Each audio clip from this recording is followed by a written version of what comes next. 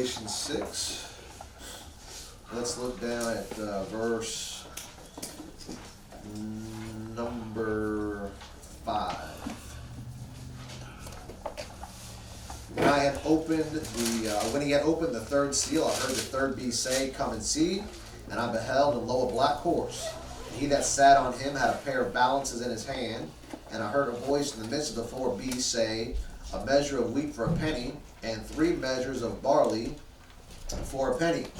And see thou hurt not the oil and the wine." All right, so just continuing on with this business about famines in the Bible. Of course, this one is prophetical. It'll take place somewhere in the tribulation period, possibly in the first 3.5 years, but just as likely that it could happen in the second 3.5 years as well, if the second 3.5 years start with the second horse rider. And I think there's a good case to be made that the second 3.5 years does start with the second horse rider, but you can't be dogmatic about it. You can just easily start with the fourth, which is the typical and probably the more traditional way of teaching it. So you're safer believing that than you are thinking it's the second. But nevertheless, at some point in the tribulation, we're going to have this business of famine as a result of wars. Verse number 2 talks about, or verse number 4 talks about the wars, and then verse number 5, you have this business about famine showing up. And he says he's got a pair of balances in his hand, and the balances there are to measure out the wheat and the barley. The balances there are to measure out the wheat and the barley. So for cross-reference, go to Ezekiel. Go to Ezekiel, and we'll see this typified in the Old Testament. Ezekiel chapter 4. The balances here being a type picture of judgment. Ezekiel 4. Get Ezekiel 4, then also get Daniel. Get Ezekiel 4 and get Daniel, let's see, let's make it 6. Daniel 6. No, let's make it Daniel 5. Daniel 5. So these balances here are a type picture of judgment. Get Daniel 5 and get Ezekiel 4. All right. Look at Daniel 5 to start. Remember the story about how they're partying in the temple, and a hand comes out and begins to write on the wall, right? And this hand writes something that needs to be interpreted. Daniel 5:25. And this is the writing that was written. Many, many, tekel upharsin. This is the interpretation of the thing. God always interprets the scriptures with the scriptures. This is the interpretation of a thing. Many, God hath numbered thy kingdom and finished it. Tekel, thou art weighed in the balances. See that? Thou art weighed in the balances and are found wanting. So balances in the Bible are for judgment. Judgment. Whether you're judging goods or judging people. You know, the Catholics are, your morally upstanding citizen who thinks he's going to get to heaven by his good works. He says this, I'll put my good works in the balance and my bad works in the balance, and if my good outweighs the bad, then, the Lord will allow me into heaven. And so balances are used like a scale to weigh things. And the Bible says a just balance, a just balance. And in order to have a just balance in the church age is you have to let Jesus Christ be the one that takes the price, takes the penalty for sin, and believe on the Lord Jesus Christ and thou shalt be saved. If you're measured up against Christ, you come short of the glory of God. And so you just allow the Lord Jesus Christ to be your salvation, and you're all set. All right, so in Daniel chapter number 5, he says that thou art weighed in the balances and found wanting. And in verse 8 he says the kingdom is divided and given to the Medes and the Persians. All right, so on this night, what happens is, on this night, the Medes and the Persians come in and they take the kingdom of Babylon away from Belshazzar. And if you look at the beginning of chapter 5, Belshazzar was the son of Nebuchadnezzar. He had taken over the kingdom, and he's abusing the things that that Nebuchadnezzar had set aside. Nebuchadnezzar wasn't a great king, the type of the Antichrist, but Belshazzar goes far beyond Nebuchadnezzar, and he takes the things that Nebuchadnezzar had taken out of Jerusalem and begins to party with it. And he's having a real birthday party. And then in that night, the Lord shows up and writes on the wall. Now what he says there is, many, many tekel upharsin. Now, he says there that many means God hath numbered thy kingdom and finished it. Now, he says that thing twice. See that? Many, many. He's numbered it twice. Then he says tekel, which is thou art weighed in the balance and found wanting. And then he says thy kingdom, Perez, thy kingdom is divided and given to the Medes and the Persians. Many, many tekel upharsin is like saying time, times, and half a time. Many, many, there's your times. Time, there's your tekel, and upharsin is your half a time. The many, many tekel upharsin is a type picture of 3.5 years. Many, many, there's 2. Tekel, there's 1. Perez, there's half, 3.5 years. And so the type picture there is in sometime in the future, the tribulation period, at around the halfway point, you're going to have a judgment come to the land, and there's going to be a famine as a result. All right, and there's going to be balances as part of that for judgment. Look at Ezekiel chapter 4.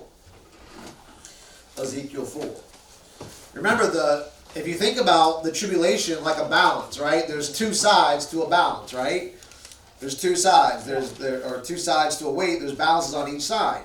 And so at the center is that pole that holds up the scales, the balances. And so it's 3.5 on one side, and it's 3.5 on the other. That's how you divide the thing up.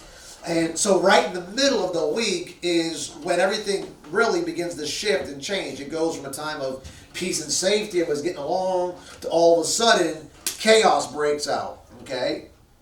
And in the middle of that week is probably when about the time you're going to have the mark of the beast instituted. Yeah. And you're not going to be able to just go and go to the grocery store and buy what you want to buy if you're in the tribulation period, which again we won't be because we'll be raptured out. Amen. But those left behind will have to fend for themselves. And food is going to be very scarce. Very scarce. It's going to be weighed out in the balances. See? And so many, many tekel upharsin is many, many, 2 years. Tekel, 1 year. Upharsin is half a year, 3.5 years. And so in the middle of the tribulation is when the balances tip in the side of there's no food. Many, many tekel upharsin. In one night, just like that, all the food that they're used to having in the first 3.5 years, peace and safety, is gone. Now all of a sudden you get your food through the Antichrist, through the mark of the beast. And they're going to be weighing it out in the balances. They're going to be weighing it out. Many, many tekel upharsin. That was weighing the balances and found wanting. All right, so look at Ezekiel chapter 4. Now here's an object lesson. Now, again, what you just read in Daniel chapter number 5 was Belshazzar in Babylon, but after Nebuchadnezzar. Okay, Nebuchadnezzar comes in first, then Belshazzar comes in afterwards, takes the kingdom. So you've got a tight picture there of the first 3.5 years. Nebuchadnezzar's taken out, Belshazzar comes in, judgment comes in with the writing of the hand there. Okay, now what Ezekiel's prophesying about is that the kingdom being taken over completely by Nebuchadnezzar. That's what Ezekiel's prophesying about. I showed you Daniel just to show you that balances in the Bible are a type picture of judgment. All right, now Ezekiel chapter 4. Verse 9. Take thou also unto thee wheat and barley, and beans and lentils and millet, and fitches, and put them in one vessel, and make thee bread thereof according to the number of the days that thou shalt lie upon thy side. 390 days shalt thou eat thereof. Now, how many of y'all ever heard of that Ezekiel 4:9 bread? Sure. How many of y'all have ever bought Ezekiel 4:9 bread? I think Elizabeth's. How many of y'all think you're actually eating Ezekiel 4:9 bread? I'll show you what actual Ezekiel 4:9 bread is. It has nothing to do with the millet and the fitches alone. You got to read the rest of the text and you realize they're selling you a bill of goods. All right, watch verse number 10. Now watch it. And thy meat which thou shalt eat shall be by what? Weight. Balanced out. You got to weigh the thing out. 20 shekels a day. From time to time shalt thou eat it. So you're allowed 20 shekels a day, which is a gerah. All right. Thou shalt drink also water by measure. See, we're balancing this thing out. Because in type picture, you're in the middle of the week now, and food is going to be very scarce to get a hold of. So you're going to be very careful with how you eat your food in the tribulation. Again, I say you, I'm talking to the crowd that's going to be here. That won't be us, unless there's somebody here that's unsaved this morning. And then you might want to know about this kind of stuff, or just get saved, and that'll take care of it for you. And thou shalt eat it as barley cakes, and thou shalt bake it with dung that cometh out of man in their sight. Oh. Now see, give me a break. You don't cook the thing with dung, you mix it with dung. You see that thing there? And thou shalt eat it as barley cakes, and thou shalt bake it with dung. The dung is part of the ingredients. It's part of the ingredients. So this Ezekiel 4:9 bread you're eating in the store, you don't want Ezekiel 4:9 bread. Because Ezekiel 4:9 bread has dung mixed in with it, you see. And of course, the Lord's going to be merciful here. He's going to say you can exchange man's dung for cow's dung. Either way, you've got a bad deal. See, why are you mixing it with the dung? Well, think about it. What do cattle eat? Grass. They eat grass. Yeah. They eat wheat. They eat barley. They eat fitches. They eat millet. And so, in order to get, when the stuff begins to dry up, in order to get more protein, you get the cow's dung, which has those ingredients already in it. And you can use it for fuel, but you can use it to help offset what you don't have anymore, see? So they'll be collecting dung. And they'll be storing up dung because it has all those nutrients in it by way of what they eat. And you're going to cook it as part of your fuel, but also as part of your ingredients. Now, unless you want to... Ezekiel, yeah, right? That's how far you'd have to go to make it Ezekiel 4:9 bread. What they're selling you in the store is just something to make you think that they're selling you Ezekiel 4:9 bread. Nevertheless, it is pretty good bread, so you're pretty safe in eating it. In fact, I'd be worried if they did sell it with cow's dung. So he says, so now watch. Look at verse number 16. Moreover, he said unto me, Son of man, behold, I will break the staff of bread in Jerusalem, and they shall eat bread by weight. See, that's the middle of the week. When he says there, when he says about that third or that fourth horse, or that third horse riding that black horse, he's riding in with balances in his hand.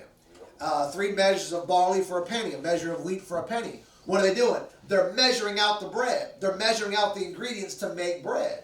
And again, this could be in the first 3.5 years, which is the traditional point of view, and I don't take any exception to it. Or it could be the beginning part of the second 3.5 years. Either way, it's in the tribulation. I think either way, you're in a mess. I don't think either way you want to be in the first half or the second half. It don't really matter to me. It's just a different way of looking at it. If it is the second seal starts the middle of the week. Either way, again, I don't mind the teaching either way. But the idea there is that the staff of bread in Jerusalem, they were going to eat it by weight and with care. See, that's not how we eat things today. Right. We just buy it and shovel it, right? And then have seconds, you know. Then look at look at the rest of the verse. And they shall drink water by measure. Why? There's a famine.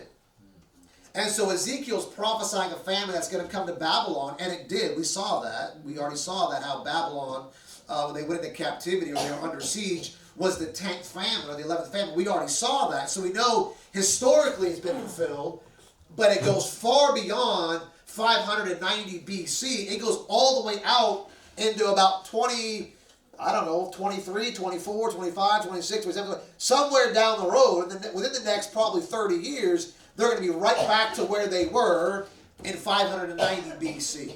Okay, well, they're very close to ending up back in the same place. That they may want bread and water. They're going to lack bread and water. They're going to want it because they lack it. And be astonied one with another and consume away for their iniquity. Again, it shows you why famines come, because of iniquity. If you look at this business here, look back at Ezekiel chapter 4, look at verse 1. Thou also, son of man, take thee a tile and lay it before thee and portray upon it the city, even Jerusalem. So God makes Ezekiel take a tile. I don't know if it's like a roof tile, a ceiling tile, or a floor tile. I always see it as a floor tile, but and lay siege against it. So he's having an object lesson, is what he's doing. It's like if you ever sit at a dinner table with somebody and they take the salt, pepper, or shaker to teach you a lesson, take the fork and the knife, or they take the napkin, or they take the food and they show you something out of all. The salt is me, and the pepper was him, and we were coming like this. And you ever see people do that? Well, that's how God's doing this thing here. He's saying, take a tile and lay siege against it. Build a fort against it. Cast a mount against it. Set the camp also against it. Set battering rams against it round about. Moreover, take thou unto thee an iron pan. So he's got him getting all these things, and they're going to represent different things. Iron in the Bible represents the Antichrist. It represents judgment or persecution or Babylon or the devil. Take unto thee an iron pan and set it for a wall of iron between thee and the city, and set thy face against it. And it shall be besieged, and thou shalt lay siege against it. This shall be a sign to the house of Israel. So signs in the Bible, 1 Corinthians 1:22, are always given for the nation of Israel. Okay, signs are for the house of Israel, for the Jew, 1 Corinthians 1:22. He says, lie thou also upon thy left side, and lay the iniquity of the house of Israel upon it. According to the number of the days that thou shalt lie upon it, thou shalt bear their iniquity. So when he lies on his left side, it's a type picture of laying on Israel iniquity and judgment on Israel for their iniquity. That's the left side. And how many days do you have to do that? Look at verse 5. For I have laid upon thee the years of their iniquity, according to the number of the days. 390 days. So shalt thou bear the iniquity of the house of Israel. So Ezekiel has to lay on his left side for 390 days. Why? Because 390 days represents 390 years, see? And so if you think about this thing in terms of where they are, 590 BC, somewhere around that, and he shows you that from 390 BC, or 590 BC, the years of Israel is 390 years. You subtract that, now you're down around 200 years. And all these things are typology in the Bible to kind of teach you something about prophecy or about historical things and all that kind of stuff. So it says 390 years lay on one side, and when thou hast accomplished them, lie again on thy right side, and thou shalt bear the iniquity of the house of Judah 40 days. So 390 days plus 40 days is 430 days. If you take each day for a year, that's 430 years. If you run that thing back into the book of Genesis, that's roughly about the time that they were in the land of Egypt. He says 430 years. So all this stuff here pertains to the nation of Israel, pertains to the time of their iniquity. And you run 430 years backwards, it's somewhere around the time that Solomon and his kingdom goes into apostasy. See? So all these things are in typology, a picture of Israel's sins. And somehow, in some way, if you took 430 and ran it into the future, you might be able to... I've done it this way, and I don't have my notes in front of me, but I've done it this way. I've gone from the year of the King James Bible, 1611, take 430 years off of 1611, and you get 2041.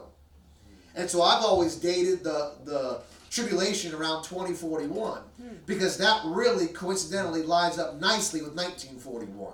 Oh, yeah. 1941 beginning the Holocaust, where the Jews went into persecution. So that's how I've always done. I've always taken 430 years for us in the church age, starting with 1611, run that thing out 430 years, and you get 2041. And so if you subtract 7 years of tribulation from the church age rapture, you get 2030. What is that? 20. What is that? 30. What is it? 34. 2034. That's that what it would be. So about 2034 would be our rapture, and you get 7 years of tribulation, 2041 second advent. I don't know.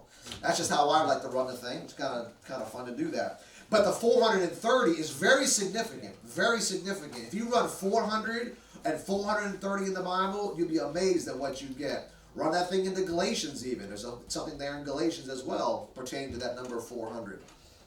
All right, let's go over to, let's see. None of that was in the notes, so let me see, where can I pick up at? Go to Hosea chapter 12. Hosea chapter 12. Right after Daniel. Hosea chapter 12. So we've seen how this black horse rider is a type picture of Israel in tribulation, whether they be burnt or they be under the famine. Brother Gary taught me something last week. He says when, of course, we're dealing with the Middle East, which are darker skinned individuals anyways. They're not African, but they are dark skinned because of where they are. And he says that when a person who's already of dark complexion starves, the skin gets darker. They get darker, especially if you're out in the sun, they get darker.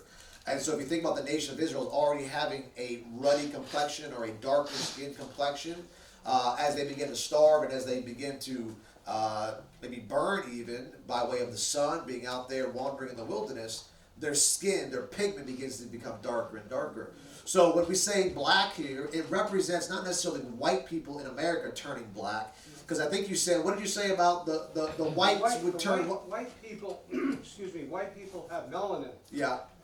Darker skinned people, like the Middle Easterns and black Africans, Yeah. have eumelanin. Yeah, And what they did color would the clinical whites studies turn? They did clinical studies on that with people that were starving due to famines and whatnot, like in Ethiopia. Yeah.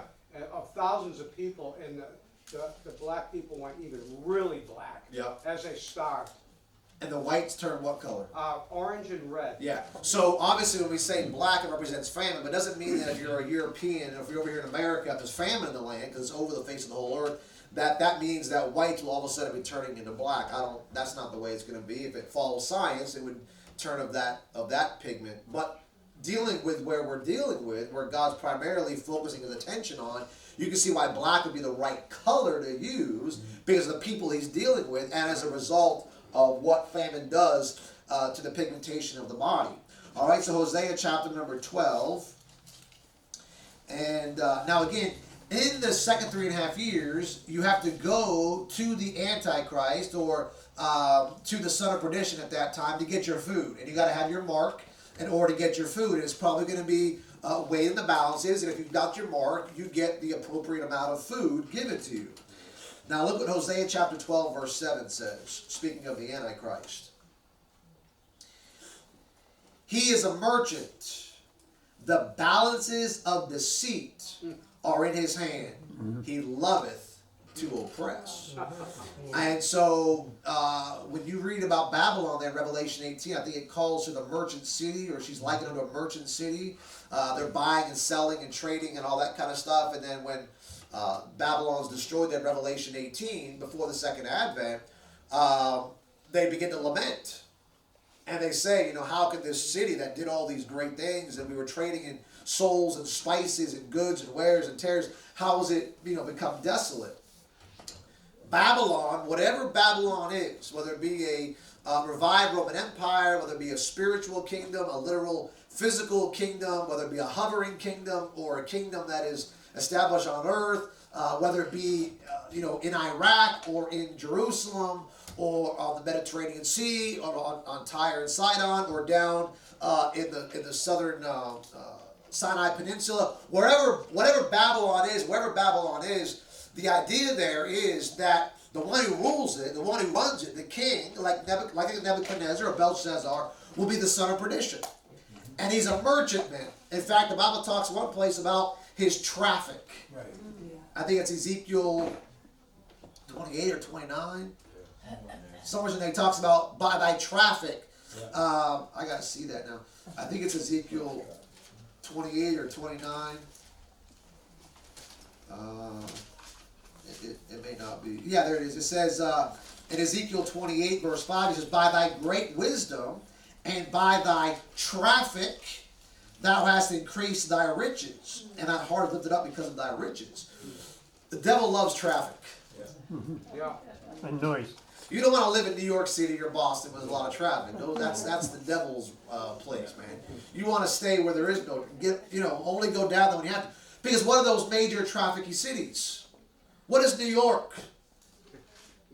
Is that, yeah, it's evil. But is that not like the money, what do they call it? What's The that? Big Apple. Wall Street is down there, stock exchange.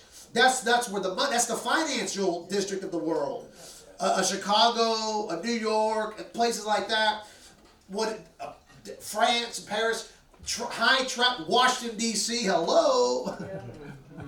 Try driving to Washington D.C. in rush hour. You are in a gridlock. Bondage is what you are. Held captive. And then what do? They put up signs and lights. Well, I can preach all day about this. That's fun stuff. You think it's all by accident? No. God's never wanted the people to get together and be jammed in like this. Amen. He's wanted this. Woe to them to lay house to house and land to land. They reach into your neighbor's house and take out from him what he has, all that kind of stuff there. So the devil and the Antichrist, who is the son of the devil there, the son of perdition, he is a merchantman, and he's going to use these balances as a means of doling out, whether it be literal balances or just in type. He's going to be using these balances to dole out the food to those that have the system, the mark. And folks, you know that the people in charge today of how credit cards are run, or how barcodes, or any sort of those types of systems, whether it be cryptocurrency, is all your financial people, all your governing people, your money-minded individuals. They are the ones that think. You and I don't think that. You and I wouldn't come up with that kind of stuff. But there's people that are in the financial district. That's all they think about. That's all they do, is they traffic in goods and in money and stuff. That's how the mind works. That's how the devil works. See. And so he's going to be very much behind all of this stuff to make sure that technology gets to where it has to get to, so the mark can be whatever the mark is. Do you know what I'm saying? And there's a lot of theories about what it is and what it isn't and how it's all going to work. I think whatever you think it is, you've got to take it to a whole new level. Mm-hmm. You know, I mean, Doc teaches a lot of good stuff on it, and I don't know that it's going to play out like that, like Doc's got, like lips and all that kind of stuff. I think whatever it is, you just take it to a whole new... In fact, I was driving in this morning, I was thinking about this, because I saw something this week about transhumanism, and how they want to depopulate the earth by reinforcing the idea that, surgeries for children is one way to do it, but encouraging college students, males, to cut off the reproductive system as well as for female. So before you have the chance to procreate, and you make the mistake of procreating, do all you can to stop it now in your early years, and then, do whatever else you want to do with your life, but just don't have any more children, because we can't have more children. So they're really pushing this idea, and they have been for a while now, at least since the 90s, but before that, of not having children, not procreating, okay? And all this stuff there is this idea of we have to get to a higher elevated society. And transhumanism, what it boils down to is, let's turn everybody into computers.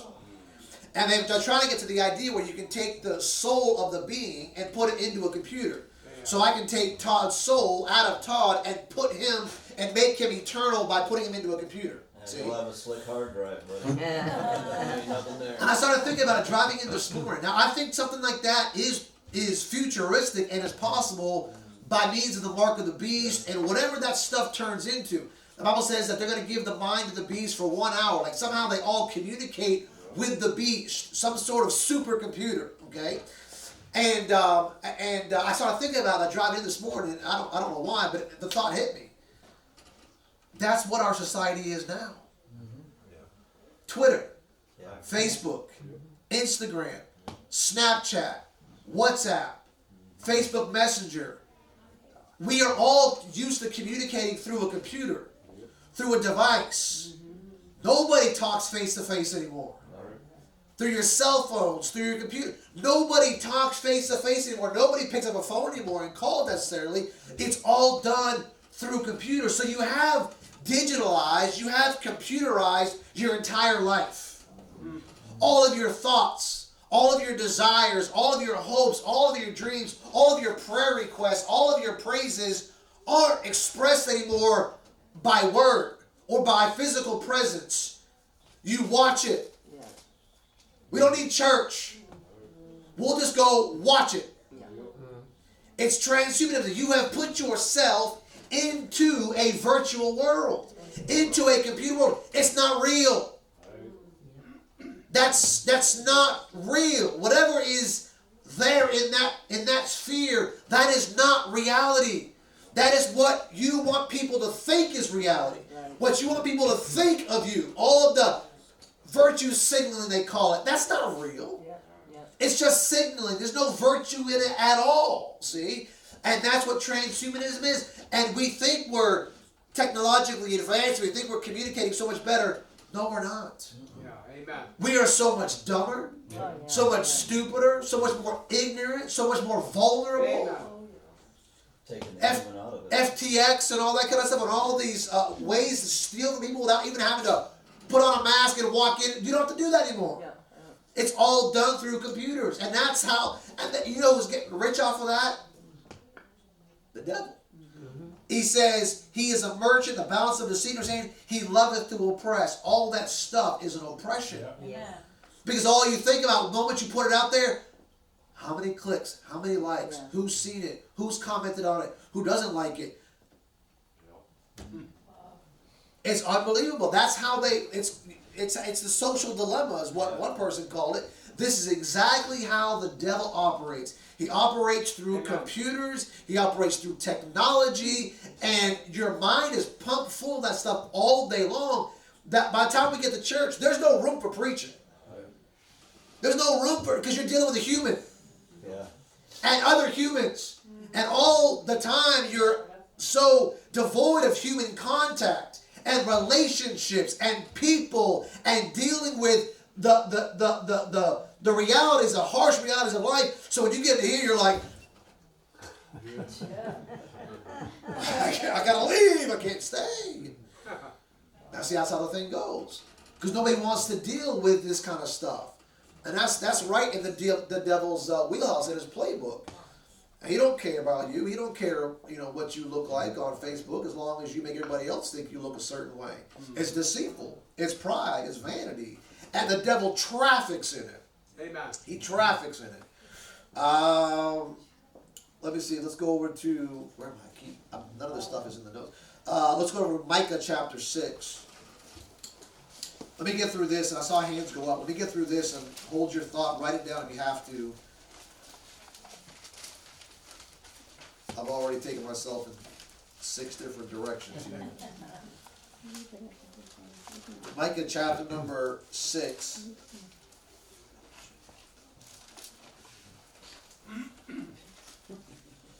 Look at verse 10.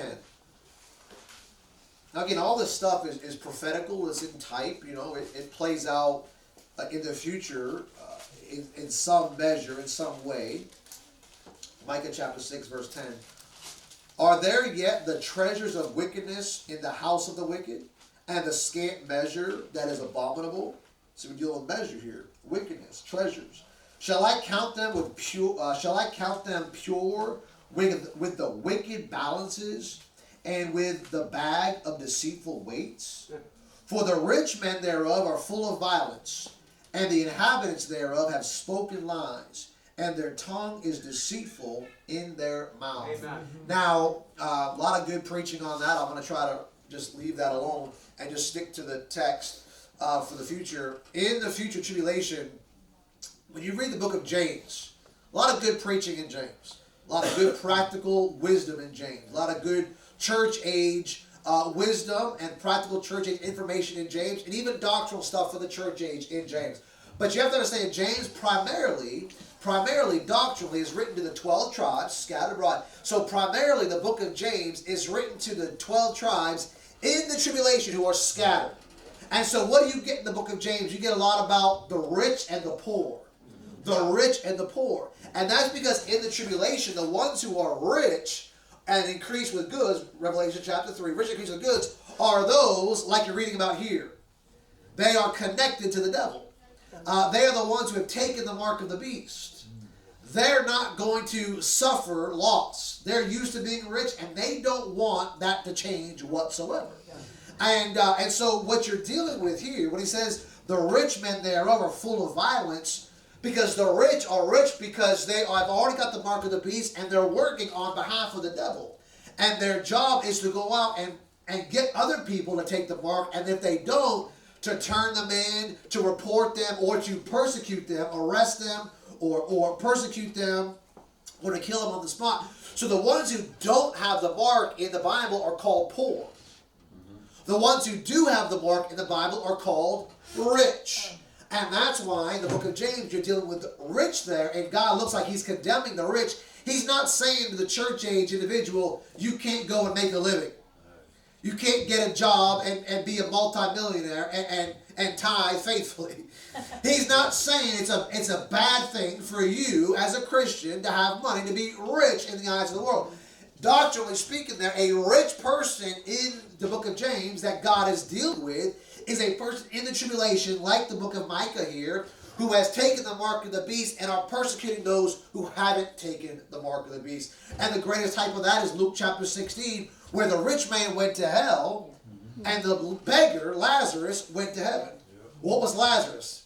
He had no food. He was a poor man. He had no food. So in type, he's a picture of somebody in the tribulation who has no food, and when he dies, where does he go?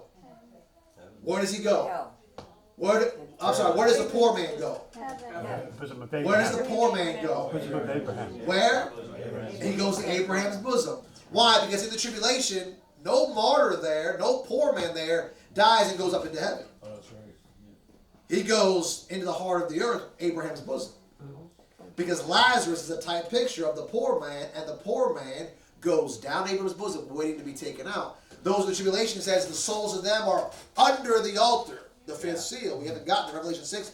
The souls of them are under the altar. Why? Because they didn't take the mark of the beast. And they died of natural causes, or they were beheaded for the testimony of Jesus Christ, the pains of the saints, and all that kind of stuff there. And they're down in the heart of the earth. What are they waiting? Waiting for the Lord Jesus Christ to take them out. Which he'll do at some point in the tribulation period.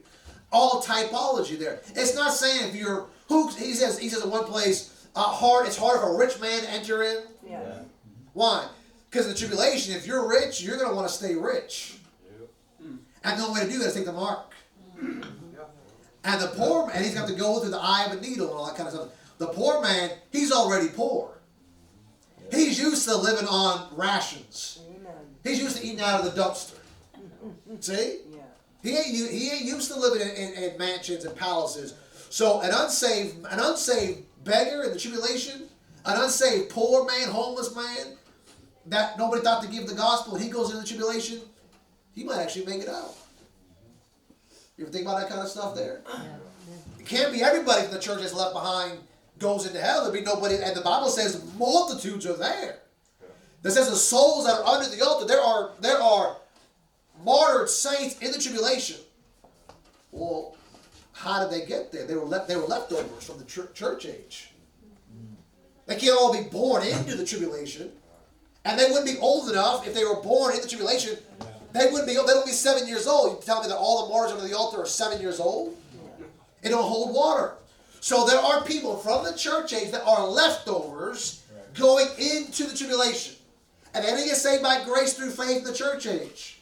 It don't mean that means they're automatically going to get damned to hell in the tribulation. Some of those are right now on the streets of New York City and Los Angeles and San Francisco and Boston and Manchester and Concord who have no shot of getting in. Because no one's going to win them to Christ. And when they get in the tribulation, they don't get saved by grace through faith there. Right. Now, this might hurt your minds a little bit, and it blows mine a little bit too. But those folks you see out there on the street that you think have no shot of getting in, if they're left behind and they go into the tribulation, they don't get saved by the same gospel you and I get saved by. Right. Amen.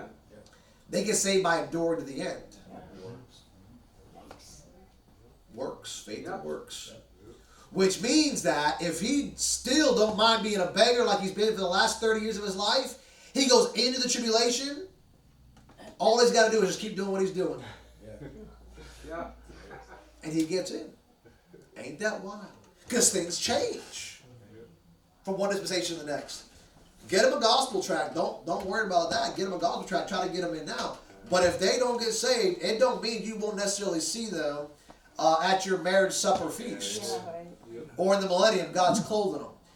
You know who God sought after and went after? You know who God went after and sought after when he came down to earth? All the poor, the beggars, the lepers. Amen. That's who do you think God's going to come back for at the end of the tribulation when the earth is wrecked and the rich man had been running for the last 7 years? He's going to come back and find a bunch of peasant, beggar, blind, maimed, halt, all that kind of stuff, and he's going to say, come on into the kingdom. In fact, one place he says, go out in the highways and the hedges and the byways, and go and find them and bring them in. Hey, y'all have these. Yeah. And all of a sudden they... Amen. Wow. Amen. That's pretty good, man. Yeah. Yeah. Wow. We're so close to this thing winding up, man. It's unbelievable. Amen. But what you're dealing with here in Micah and what you're dealing with in Revelation is you're dealing with a tribulation period, a future famine to come. All right? I was supposed to get to that paleness. Let me see if I can hit that real quick. Where is this? Go with me to Jeremiah 30 real quick, and then I'll save the rest for questions. Jeremiah 30. So there's the black horse rider, which is a picture of famine in the tribulation. All right. Then there is the pale horse rider, and the pale horse rider, it says that death and hell follow after, and then with him is a sword, and there's pestilence, and there's hunger, and there's I think it says evil beast there, or wild beast there, and so the traditional teaching is, and again, this I have no problem sticking with the traditional. Okay, so the traditional teaching is that the fourth seal is what kicks off the middle of the week, because it says death and hell follow after. And so that does seem really to fit that in the middle of the week there, the fourth seal is where the Antichrist dies. He gets a wound to the head, dies, and then resurrects, and then comes up out of the bottomless pit and goes into perdition, and then you have the 3.5 years. If that's the way it goes, that fits really well. It matches the all of that discourse and all that kind of stuff. So when you hit the fourth seal, you are definitely no doubt in the middle. The second and the third could be all first half, or it could be start of the second half. I say this, that 2, 3, and 4 could happen like all at the same time. Sure, yeah. You know what I mean? Like I thought about that. Like it don't have to be one or the other. I thought, well, maybe 2, 3, and 4 all happen like in the middle of the week. That's possible. I couldn't say for sure, but it's possible. All I know is when you get to the fourth seal, no doubt you are in the middle of the week. No doubt about it whatsoever. And so that fourth seal, that fourth horse rider is said to be pale. Pale. So we go from black to pale. Now you're dealing with some whiteys. All right, look at Jeremiah chapter number 30. And look at verse number 4. Jeremiah 30, verse 4. And these are the words the Lord spake concerning Israel and concerning Judah. For thus saith the Lord, we have heard a voice of trembling, of fear, and not of peace. So peace is done away. We're dealing with something much worse now. Ask ye now, and see whether a man doth travail with child. Wherefore do I see every man with his hands on his loins, as a woman in travail, and all faces are turned what? Into paleness. And so it's quite possible that right here we're talking about the fourth seal. So all man, it says a man with his hand on his loins, he's like this. You ladies that giving birth, you probably know what I'm talking about. A woman in travail. You got the pains of death on you. You're fixing to give birth here. And the faces are turned pale. Why does the face turn pale? The blood rushes out of the face. It goes to protect the heart. It goes to protect the vital organs. And so all the blood rushes out. Fear can do that. You ever heard of white as a ghost? Mm-hmm. So no doubt that when you hit the fourth seal, which is the pale horse rider, and it says death, and hell follow after, that all of a sudden people are seeing the personification of death and hell in the man of sin, the son of perdition, and their faces just turn absolutely pale. And then that word travail is very important. Revelation chapter 12 talks about a woman in travail. So that's dealing with the middle of the week, no doubt about it. Now look at verse 7. Alas, for that day is great, so that none is like it. It is even the time of Jacob's trouble. That's another way of saying the time of tribulation or great tribulation.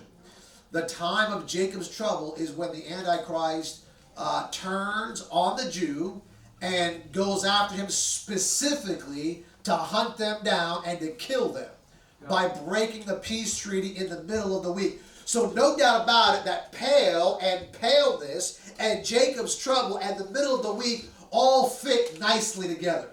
So no doubt we hit the fourth seal, you're in the middle of the week.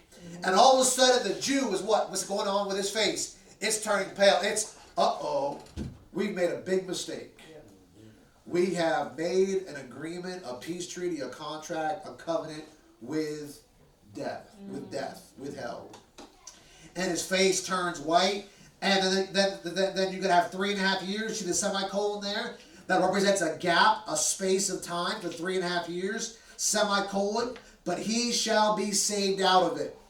That is, he, Jacob, shall be saved out of trouble. Not he, church, not he, Christian, but he, Jacob, whose name is Israel, shall be saved out of it. And if you want the cross reference, that's Romans chapter 11, verse chapter 25 and 26, where it says, out of Sion shall come a deliverer, and it says there that he shall be saved. Shall be saved. That's the direct cross reference right there, Romans 11, 25 and 26. It's a picture, it's a prophecy fulfilled at the end of the tribulation, after their faces have turned pale, after they've been hunted for the last 3.5 years. The Lord Jesus Christ is going to show up at the end of the tribulation, at the second advent, and he's going to save Jacob out of his trouble. Okay? And so that's what you're dealing with there with the pale horse rider. Pale is also connected to the gray horse of Zechariah chapter 6, verse 3 and 6. If you read Zechariah 6, 3 and 6, talks about a grizzled horse or a gray horse that's likened unto a pale horse. If you also consider pale being connected to the north or Japheth or Europe, somehow this famine is going to be connected to northern Europe, where there will be an angel of death and hell will be leashed upon the earth. So quite possibly that death and hell angel, the Antichrist, comes down out of the north, like the Bible says, you know, Russia, Ukraine, whatever it is, and comes after the Jew. Okay. All right, we gotta leave it there. Heavenly Father, thank you.